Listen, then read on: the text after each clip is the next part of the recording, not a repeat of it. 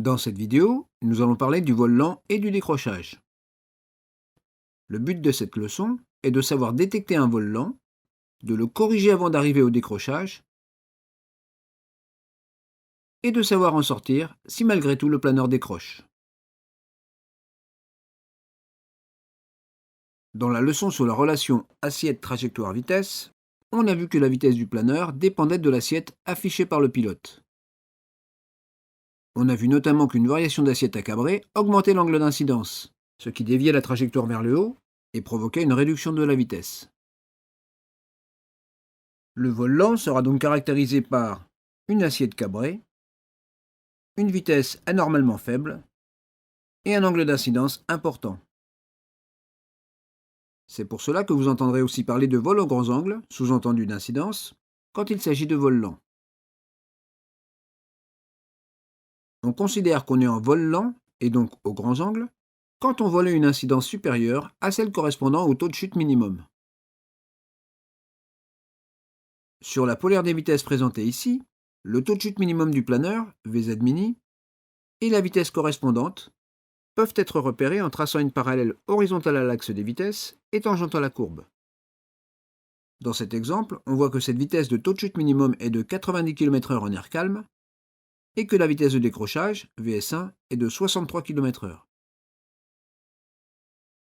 La plage de vol lent est donc située entre ces deux valeurs.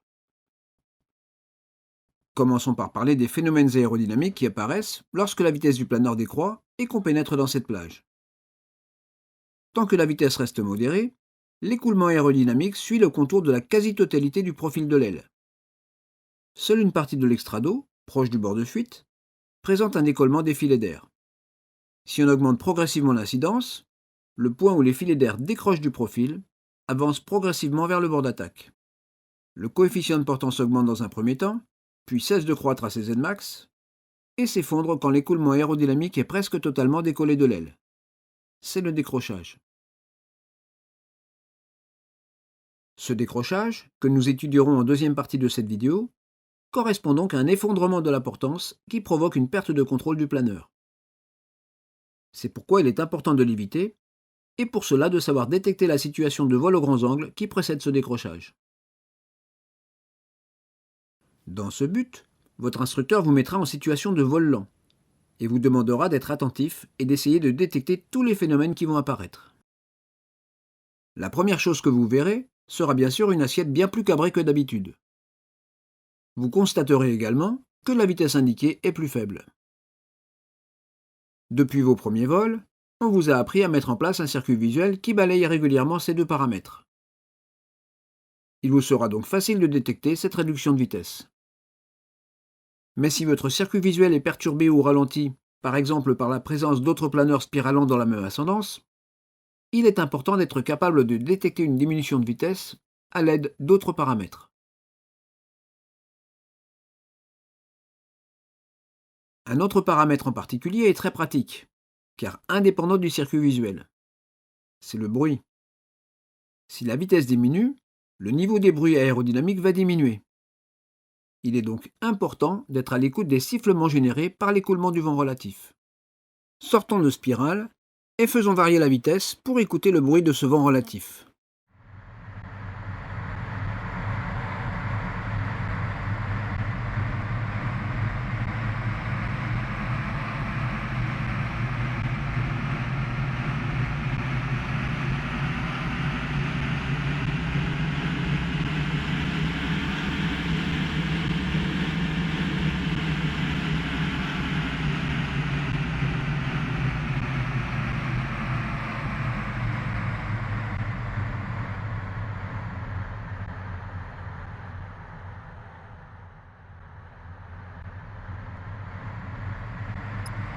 Sur les planeurs modernes et bien profilés, ce bruit peut être discret.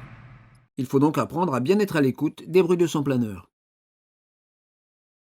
Dans les situations où notre regard est attiré ailleurs que sur les références visuelles, dès que le bruit diminue, il faut réagir rapidement et faire varier l'assiette à piquer avec une action du manche vers l'avant.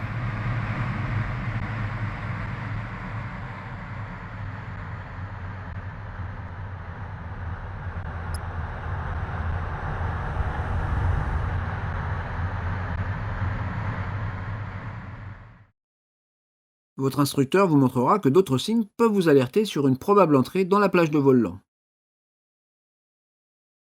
Les commandes deviennent molles et moins efficaces. De plus grands débattements sont nécessaires pour obtenir des mouvements du planeur. Les effets secondaires sont plus marqués. En particulier, le contrôle du lacet inverse nécessite une conjugaison plus importante. Le décollement des filets d'air sur l'extrado des ailes génère des vibrations plus ou moins fortes, qu'on pourra ressentir dans la structure du planeur et dans les commandes de vol. Ces vibrations peuvent également générer du bruit, mais qui sera différent de celui du vent relatif. Dès qu'on détecte l'entrée dans la plage de vol lent, on doit faire les actions pour en sortir, car cette plage ne présente aucun intérêt et est dangereuse. Pour sortir du vol lent et revenir aux petits angles d'incidence, il suffit de faire varier l'assiette à piquer avec une action du manche vers l'avant. La diminution de l'incidence sera immédiate et le planeur va s'établir sur une trajectoire descendante et accélérée. Il faudra ensuite reprendre l'assiette de référence quand la vitesse acquise sera suffisante. Étudions maintenant le décrochage. Comme on l'a vu, si on continue d'augmenter l'incidence, il arrive un moment où l'écoulement aérodynamique est presque totalement décollé de l'aile. C'est le décrochage. Ce qui est fondamental et qu'il faut bien comprendre, c'est que le décrochage de l'aile n'est lié qu'à l'angle d'incidence, et en aucun cas à la vitesse du planeur. Chaque aile a une valeur d'incidence au-delà de laquelle il y a décrochage. Cette valeur est de l'ordre de 18 degrés. Quelle que soit la vitesse, si l'angle d'incidence dépasse cette valeur, il y a décrochage. Partons du principe que la polaire des vitesses qu'on a présentée est celle de notre planeur et que son incidence de décrochage est de 18 degrés. Si on varie doucement l'assiette à cabrer, sans facteur de charge, le décrochage aura lieu à 18 degrés d'incidence et la vitesse indiquée à cet instant sera de 63 km/h. Si on fait la même manœuvre, mais lors d'un virage à 60 degrés d'inclinaison, le décrochage aura toujours lieu à 18 degrés d'incidence, mais à cet instant la vitesse indiquée sera de 90 km/h, à cause du facteur de charge égal à 2, dû à l'inclinaison. Si maintenant on a une trajectoire en piqué, avec une forte vitesse, et qu'on fait une ressource brutale, le décrochage se produira encore à 18 degrés d'incidence, quelle que soit la vitesse instantanée, 180 km/h ou même plus, à cause du facteur de charge dû à la ressource. On appelle cela un décrochage dynamique. La vitesse indiquée lors d'un décrochage peut donc être très variable car fonction des conditions particulières du vol au moment où l'angle d'incidence arrive à la valeur critique. Parmi les paramètres ayant une influence sur la vitesse qui est indiquée au moment où l'incidence de décrochage est atteinte, il y a donc le facteur de charge, dû à une inclinaison ou à une ressource. Mais la masse et le centrage auront aussi une influence.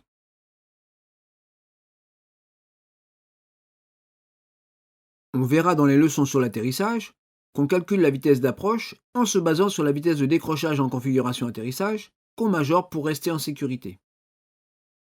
Reportez-vous pour cela à la vidéo Introduction à l'approche et à la PTL.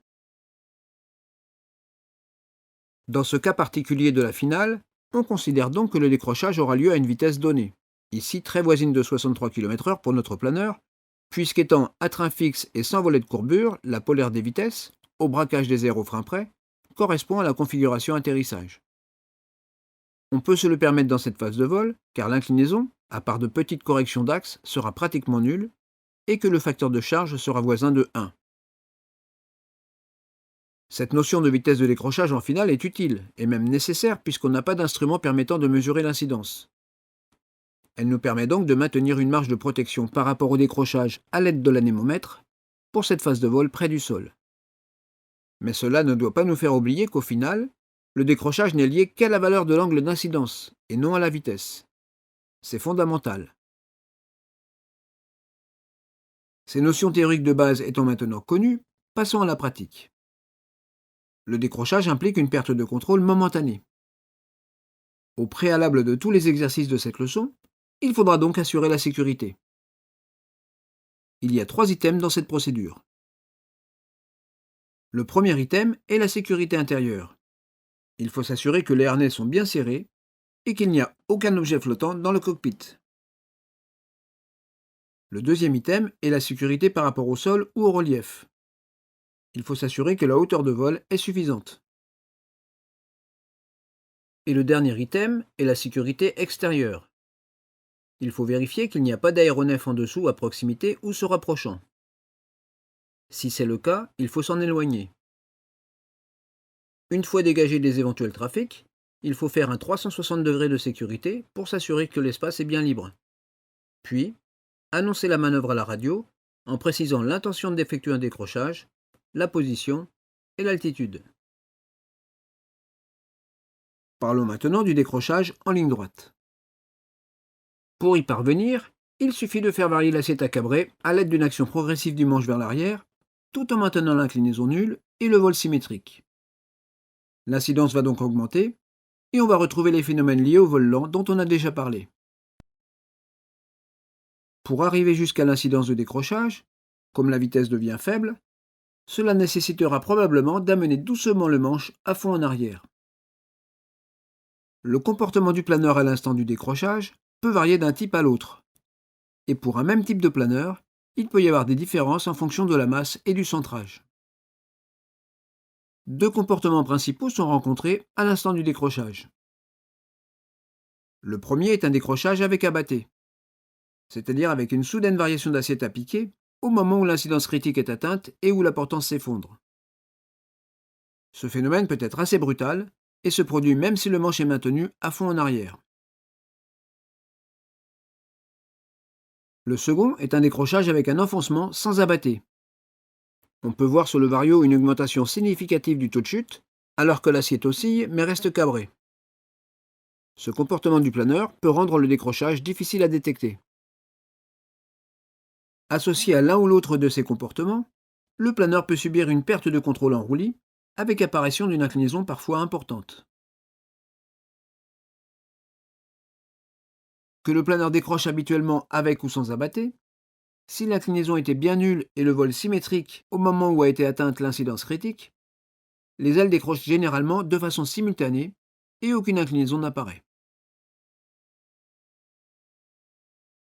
Si par contre il y avait une inclinaison et ou du dérapage, il est possible qu'une aile décroche avant l'autre, ce qui provoquera un basculement du planeur du côté de la première aile décrochée et peut déclencher un départ en autorotation.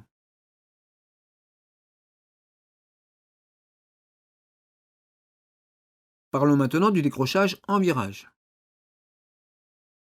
Dans le cas d'un virage symétrique, l'apparition ou non d'une abattée dépendra, comme en ligne droite, du type de planeur utilisé, de sa masse et de son centrage. Cependant, bien que le vol soit symétrique, le décrochage ne le sera pas forcément. En général, l'effondrement de la portance sera plus prononcé sur l'aile intérieure qui vole moins vite, et un mouvement en roulis peut faire basculer le planeur du côté de l'inclinaison. Si le virage n'est pas symétrique, et qu'on a du dérapage intérieur, l'aile extérieure est masquée par le fuselage, et l'aile intérieure est donc mieux alimentée par l'écoulement aérodynamique. Dans ce cas, c'est l'aile extérieure qui décroche en premier, ce qui tend à diminuer l'inclinaison existante et facilite le retour à l'inclinaison nulle.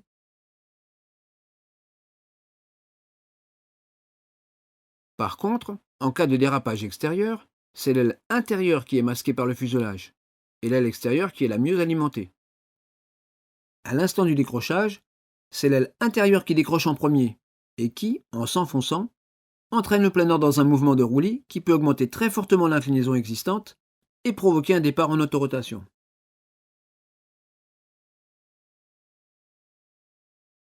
Cela rend ce type de décrochage plus dangereux, car la manœuvre de sortie sera plus difficile, plus longue, et donc plus coûteuse en altitude. On se rappelle d'ailleurs que lors de la leçon sur la symétrie en virage, on avait défini que le danger était plus grand avec du dérapage extérieur que du dérapage intérieur. Voyons maintenant la procédure permettant de sortir du décrochage et de reprendre le contrôle du planeur. Retenons que le rattrapage d'un décrochage fait perdre en moyenne 100 à 150 mètres d'altitude. On a vu qu'un décrochage a lieu dès que l'angle d'incidence dépasse la valeur critique de l'aile considérée. La seule façon de sortir du décrochage est de diminuer l'incidence pour revenir aux petits angles. L'action prioritaire et immédiate doit donc être de mettre le manche vers l'avant.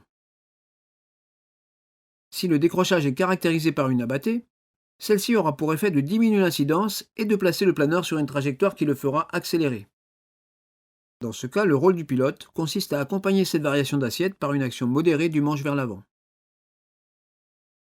Par contre, si le décrochage n'est pas accompagné d'une abattée, l'action sur le manche vers l'avant devra être plus ample et maintenue jusqu'à ce que le planeur ait basculé vers une assiette correspondant aux petits angles d'incidence. Avec ou sans abattée, il faudra donc systématiquement avoir une action du manche vers l'avant. Mais cette action ne doit être ni brutale ni excessive pour éviter de créer un facteur de charge négatif et de prendre une assiette exagérément piquée qui amènerait à perdre trop d'altitude et à prendre une vitesse trop forte.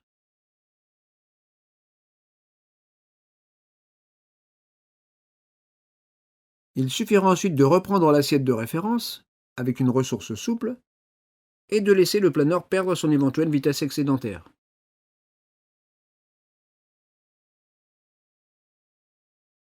Attention, une ressource trop brutale risque d'entraîner le planeur dans un nouveau décrochage dès que l'incidence critique est dépassée, et ce même en descente et quelle que soit sa vitesse.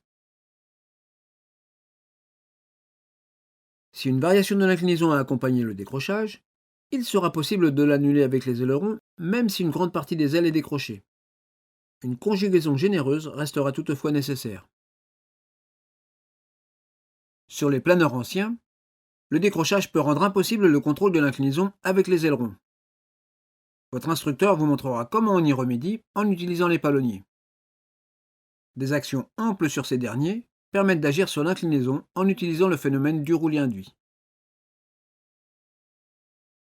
Si le décrochage a lieu en virage, et que pour une raison de sécurité il est nécessaire de rester en virage, par exemple en vol près du relief ou s'il y a un conflit de trajectoire avec un autre aéronef, il faut s'efforcer de maintenir l'inclinaison à la valeur souhaitée, tout en ayant une action du manche vers l'avant pour revenir aux faibles incidences.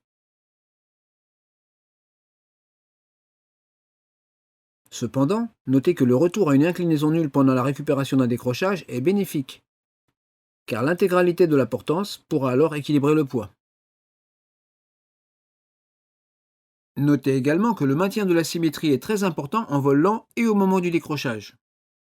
Un éventuel dérapage doit être rapidement corrigé, de manière à éviter un départ en autorotation qui sera l'objet d'une prochaine leçon. Terminons cette leçon par un rappel des points clés. Le vol lent est caractérisé par une assiette cabrée et une vitesse indiquée faible. Mais il peut aussi être détecté grâce à la diminution des bruits aérodynamiques. Il faut donc être à l'écoute des bruits de son planeur. Mais d'autres symptômes pourront également être observés. Les commandes de vol qui deviennent molles et qui perdent de l'efficacité, ou encore l'apparition de vibrations de la cellule et des commandes. Pour sortir du vol lent et revenir aux petits angles d'incidence, il suffit de faire varier l'assiette à piquer avec une action du manche vers l'avant. La diminution de l'incidence sera immédiate et le planeur va s'établir sur une trajectoire descendante et accélérée. Il faudra ensuite reprendre l'assiette de référence dès que la vitesse acquise sera suffisante. Chaque aile a une valeur d'incidence au-delà de laquelle il y a décrochage, et ce, quelle que soit la vitesse. Pour sortir d'un décrochage, il faut avoir une action du manche vers l'avant pour diminuer l'incidence. Mais cette action doit être ni brutale ni excessive, car il faut éviter de perdre trop d'altitude ou de prendre une vitesse exagérée lors de la manœuvre de sortie.